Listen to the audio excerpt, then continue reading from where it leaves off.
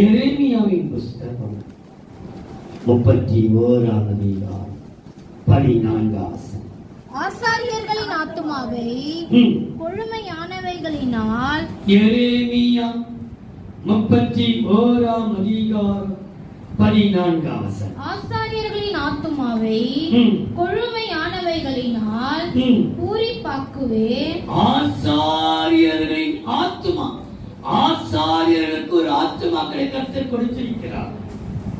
நம்முடைய ஆசாரியர் ஆண்டவராகிய இயேசு கிறிஸ்து நமக்காக ஒரு பிரதான ஆசாரியர் இருக்கிறார். ஆசாரியரால் பூரிப்பு. ஆசாரியருடைய ஆத்துமா கொள்மையினால் பூரிப்பாகும்.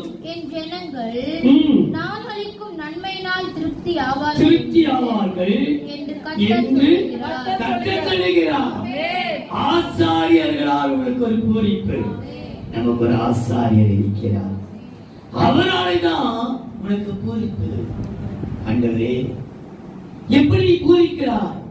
எனக்கு ஒரு ஆசாரியர் இருக்கிறார். ஒரு ஆசாரியர் உண்டு.